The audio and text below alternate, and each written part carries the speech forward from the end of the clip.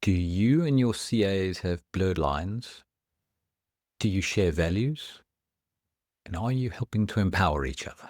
Hi there, I'm Greg Vinning, and welcome to the Quest in Chiropractor, the podcast that helps you to find amazing practice growth to unlock ease so you can experience more freedom in your practice. Today, we have an amazing podcast for you. We have Nimrod and Eils in a deep discussion around common issues in practice around the use of chiropractic assistants.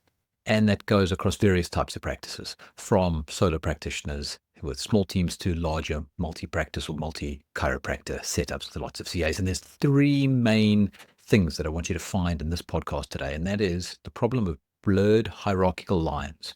It's a common issue in smaller practices and some larger ones. And it leads to unintentional power dynamics that can stifle practice growth. The second one is the importance of shared values. Defining and aligning your practice's values is more than just a philosophical exercise. It's pivotal to guiding growth.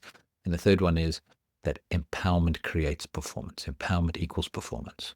By empowering your CAs and involving them in your practice is why you can significantly boost their effectiveness. As always, as you listen to this, think of a colleague, send this to them. Somebody else needs to hear this, and consider giving us up to a 5-star review and subscribe on any platform you're listening or watching this on. Enjoy. Welcome to the Questing Chiropractor podcast. We help you grow as visionary, vital, and capable chiropractors who are always on. We do things differently as we help to elegantly awaken your innate wisdom within. We help you create robust, predictable, and trustworthy practices that serve oceans of people and yet still have free time for yourselves and your families. We use neuroscience to deliver better business results so that you can get greater, deeper, and more effective impact in more ways. We are Questing Chiropractors, and this is our story. All right. Well, hello, Eils, and great chatting with you here on the podcast. Yeah, it's wonderful to be on here and chatting to you this time, Nimrod. Yeah. So I thought, there's been an interesting thing that's come up, which is what exactly is the role of the CA? And I thought what we'd do is have a quick run through how that role actually is quite different depending on what style of practice the chiropractic practice is, and how the principal and or other associates may be involved. Is that all right if we have a bit of a chat about that? Yeah, that sounds good. Yeah. So just to maybe run our listeners through where you've been, what are the different styles of practice that you worked in as a CA? So my journey as a CA I actually started my journey as a practice member and then dived into the role of CA and was working in one of the largest chiropractic groups in Europe at the time. And yeah, there was multiple practices and I was in one of the practices and we had a couple of chiropractors in there. And from there, I have been in a couple of other different practices and from startup practices actually for that company as well. And going in and just being a single CA, single chiropractor practice, helping to get the practices off the ground and then passing them on to somebody else.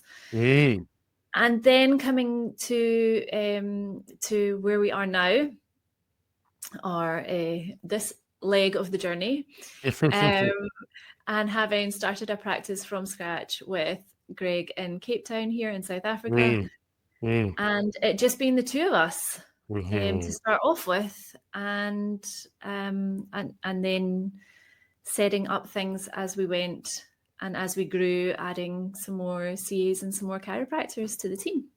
Yeah, beautiful. So that really kind of captures quite a large amount of the gamut of different chiropractic practices. So let's start at the most simple version, and I think probably the most simple version, according to some chiropractors, would be just the chiropractor with no CA, and everything is being automated with digital, online. Especially now we're getting with AI, that's a lot more possible. And I think whenever I look at those practices, those chiropractors are giving great service to their people. And there's a whole lot of stuff that is hugely automated, really streamlined, very effective from an administrative, procedural, and systems point of view. And that's brilliant. And yet, it's not providing what else a CA can do apart from being like an administrative machine, simply. So Yes. maybe we'll come back to that one, but then we'll jump up to the next level, which is, as you've described, one chiropractor and one CA. So in especially maybe in a startup or in a well-established practice like that, how would you describe the role of the CA in that style of practice? So again, it depends on the relationship between the chiropractor and the CA as well. So for Greg and I, husband and wife team, both co-owning the practice, is different to a chiropractor and CA relationship as well. So there's different factors that come into play there.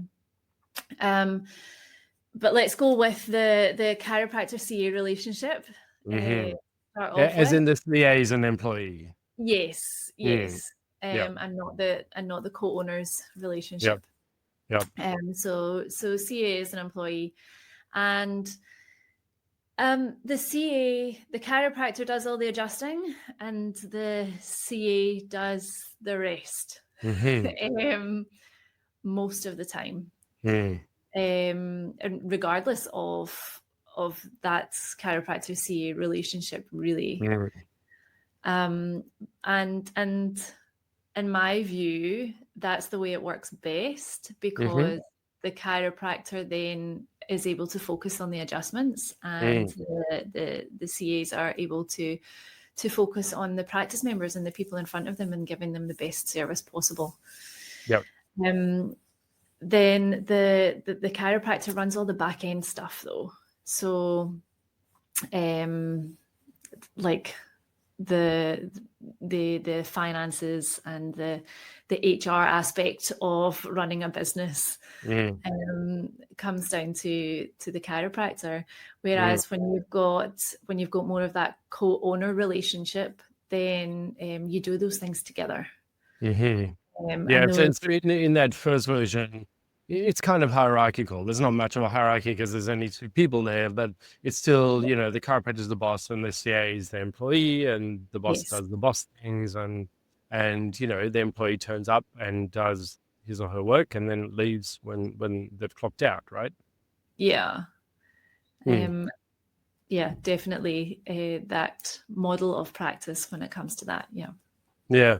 And so when you said, that the CA does the rest, I mean, obviously you said the chiropractor does the adjusting. They also do the care plan side of thing, the clinical stuff, right? They're doing the first visit, the findings, the re-exams, pregnancy, all of that sort of stuff.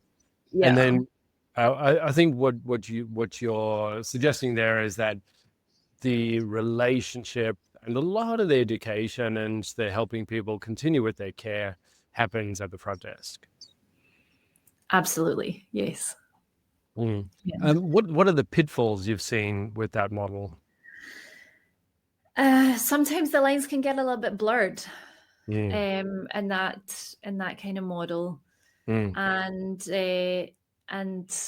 oftentimes the CA then ends up ruling the roost, for want of a better phrase,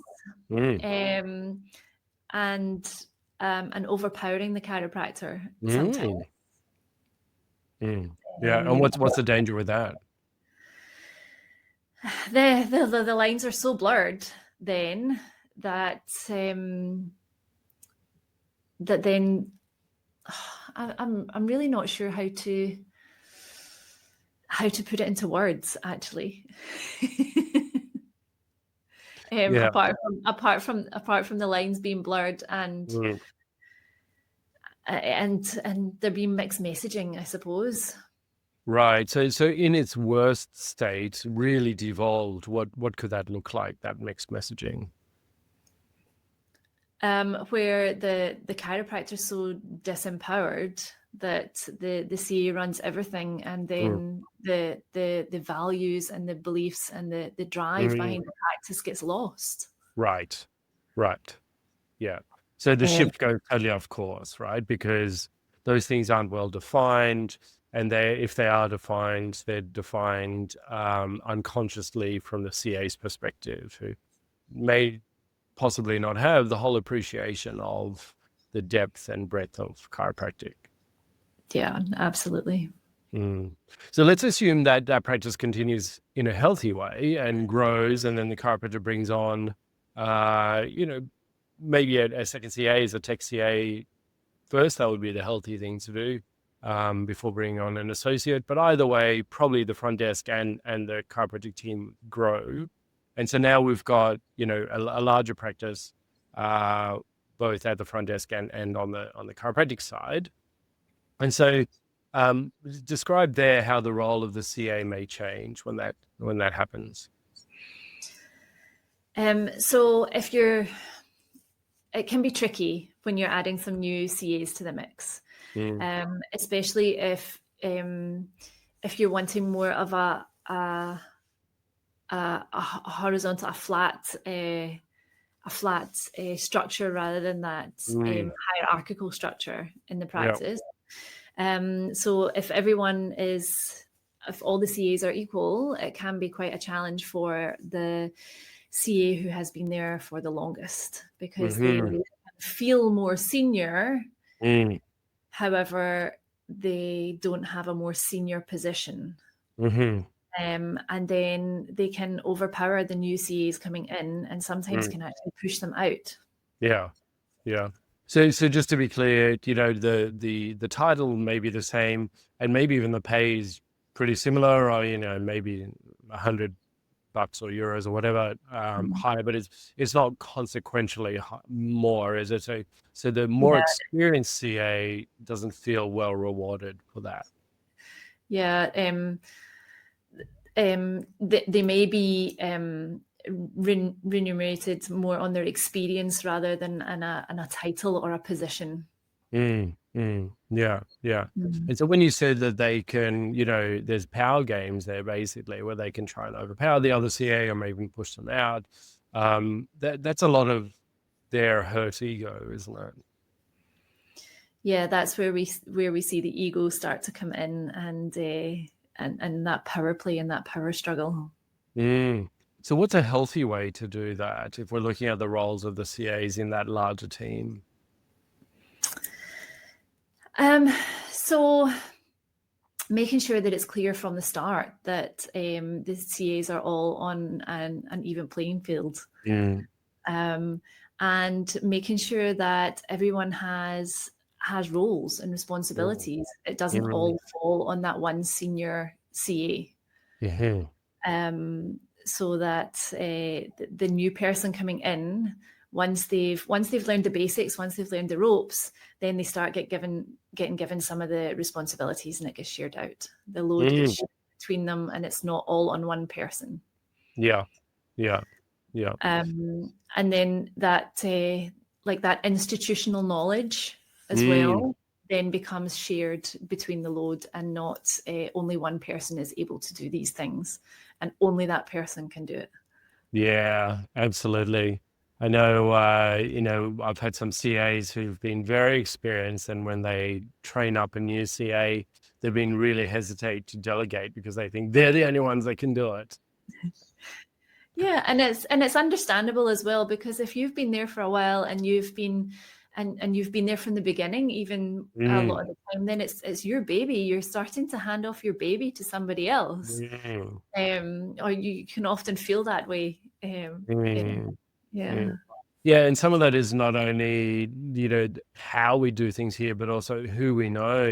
Maybe I've known this practice member for so many years, and their kids, or someone who hasn't come in for a while, and I know all about them. And it's that historical knowledge that some CAs can feel like validly they hold, but it also means that they have more authority in their own perspective. Yes. Yeah. Yeah. So again, what would be a way to help teams grow in a healthy way and distribute these tasks and roles? So the way that we do it is running the quest procedures with the storyboards. So we've got the procedural storyboard and the organizational storyboard, and making sure that that tasks are delegated. Different people have different areas that they oversee. Not necessarily that becomes their responsibility, but they're the person that everyone in the person for that area that everyone is accountable to. But it's not necessarily that person's sole responsibility. And making sure that, as I say, the tasks are distributed amongst the team and there's no one person doing all the heavy lifting. Yeah. Yeah. Yeah, and I think also, again, when I've seen that, and it happens with associates as well, with chiropractors, is when they closely guard their tasks, is really coaching them through that, right? Like to be able to work with them on why they're doing that, and how it's also meaning that it's a hesitation for the practice to be able to grow. It's a block, it's an impedance, it's a subluxation for us. Yeah, exactly. Yeah. So some of that coaching that has to happen, at every level, but we do see when there's more interpersonal dynamics as the team grows, that it requires almost a more nuanced and sophisticated level of coaching. Yeah. And a lot of that starts with the hiring process as well. Yeah. So making sure that when you are hiring and you're doing that process, that you're finding somebody that works well in a team. If we always like to ask if somebody's been interested in any sports or their hobbies, and if they're very individual solo hobbies and sports that they do, then there's probably less a chance of them being able to work well in a team. Yeah. Not saying that that's exclusive, but that's what we have found in our experience. Yeah, and someone may show those interpersonal skills in different areas of their life. I'm not a sporty person at all, and the sports I do are very solitary. Scuba diving, you don't really do that, communicating or skiing. It can be a bit social, but I've been sitting on boards for almost 30 years now, and that requires a high level of interpersonal skills, and obviously in family dynamics, it can come out in different ways, right? It doesn't. Yeah, just because you have a scuba diver applying doesn't mean you can't hire them. Yeah, but I mean, you've got your buddy when you're scuba diving, don't you? Yeah, but you don't communicate very much. It's all hand signals and. Yeah, well, that's still communicating, and it's still working together. It is.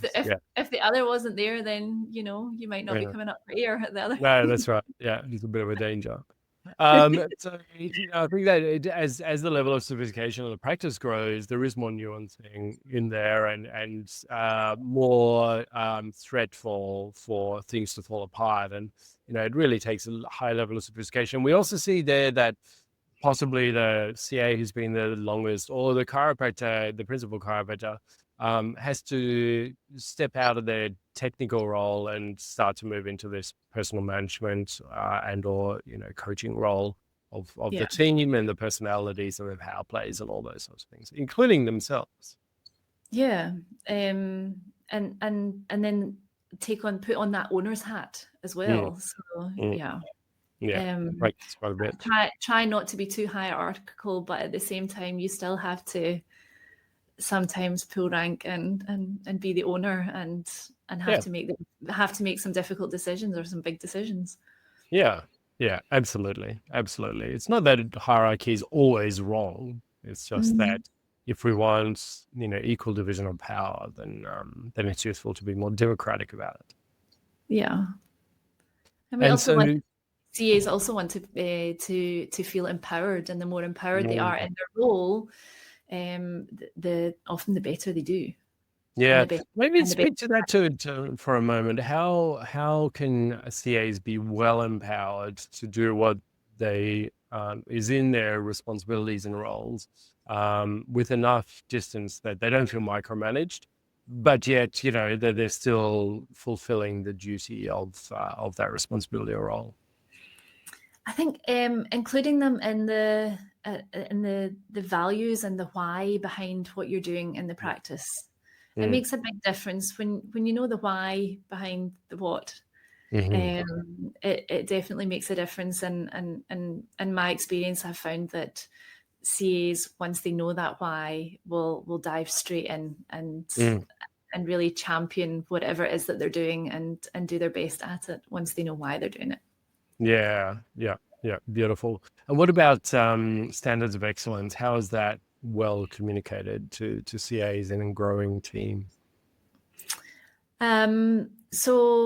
So constant check-ins with the team, and getting together. And I found that so individual goals, group goals, and also doing things together as a team when you all get things, when everybody works together and hits their targets, hits their goals, gets to where they want to be, whatever that might be that you've agreed upon, then celebrating those things together. Yeah. Nice. So that really communal, interpersonal, relational, there's warm fuzzy bits that help us feel like we're doing a good job. Yeah. Both internally and externally. Yeah. Do you find that those are explicitly defined when they're done well? The internal and external check-ins, yeah. I've found that there's less requirement for an external a boost, an external check-in when things are done well, because internally that it has been done well. Yeah. So just to round off, and there's many different formats of practice, but moving to that larger one that you suggested, maybe a chiropractor and or their CA partner owning a number of practices, and both of them have less hands-on roles and responsibilities because of the scale of where things have gotten to. So what are the different roles of CAs in that sort of setup? So in that example, it can be helpful to, if there's multiple practices, it can be helpful to have a practice manager in that situation, where they oversee the day-to-day, the running of the practice, and then they would report back to the owners and make sure that everything is running smoothly. Yep. So what's the difference between what they do as a practice manager to making sure things are running smoothly to the other CAs on the front desk, or even a tech CA, which we haven't really talked about? So I think a practice manager would have a little bit more responsibility and may even take on some of that HR role of managing the CAs and leave and shifts and things like that, and may even have more of a role in some of the financial stuff as well of the practice. Yeah. So the management, the role, the financial management, the taxes or the bookkeeping or the wages, those sorts of things. Yeah. And so I think, what's interesting is when we start at the ground up, we can see that there's different scales of practices that work in different ways. And obviously there's many other configurations we haven't talked about. And it's important to recognize, for chiropractors to recognize where they're at, or chiropractors and their CAs, and what's the most appropriate stage and size of team for where you're at. If we try to overcomplicate things, then we just get lost in that mess. If I think of a practice that's really buzzing at seeing, I don't know, 100 or 120 a week or something like that, but they suddenly think that they need a front desk CA and a tech CA and a practice manager, you've gone way too big for your operation, right? And it's unnecessary. Yeah, expanding too quickly can sometimes be a bit to the practice's detriment. It's sometimes better to do it slowly and and to struggle a little bit, I think, Mm. because I think sometimes during that time of struggle, there can be where growth happens, and where you get those policies in place before you then bring other people in and on board. You make sure that you've got everything running smoothly before you bring the next person in. Yeah, yeah. And I know, even for myself, last night my CA, so I have 3 CAs and we have 3 chiropractors. My CAs had a shit shift and were running really late to finish. And so I went and I cleaned the bins. It's usually their job, it's not my job. But as I did that, I thought, we should change which bin liners we have and where we put them because it's really inaccessible here.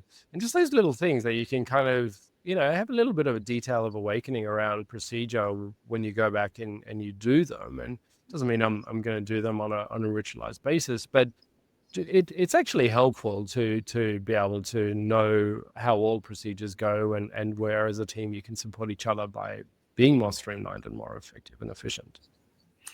Yeah, and one of the things that we do when chiropractors come on board with us is we get them to shadow the front desk, and do a shift with the CAs and see what it's like on the other end, because then you know that when you're asking them to do that extra thing that they don't normally do, how much strain sometimes that can put on them in a day, just by asking them to do one extra little thing for you. Yeah. Yeah, absolutely. Absolutely. Get that appreciation of how everything runs. So just as we're finishing this up, Eils, any thoughts on what healthy and unhealthy looks like at different scales, and also what chiropractors and their CAs should look out for to recognize where they're at and how they're doing a good job there and what they can improve? I think it really all boils down to whether you have your values defined in the practice. Once you've got those values defined, then you'll know what direction that you want to take the practice in generally. It kind of flows naturally from there once you've got that those solid foundations built. It tends to then flow naturally from there. But as I say, just making sure that you're not overstretching before you're available to. Yeah, before your practice is ready to go. Yeah, I think at the right level. Otherwise, it just creates more chaos rather than helping with more ease. And at the same time, you don't want to hold back growth either. So not bringing on another CA because, it'll just stretch us that little bit too much. Well, actually, bringing on that other CA might help you to burst through that ceiling and grow exponentially. Yeah, they're so worth their weight in gold when they're the right place in the right role with the right training. Yeah, absolutely. Beautiful. Well, thank you, Eils.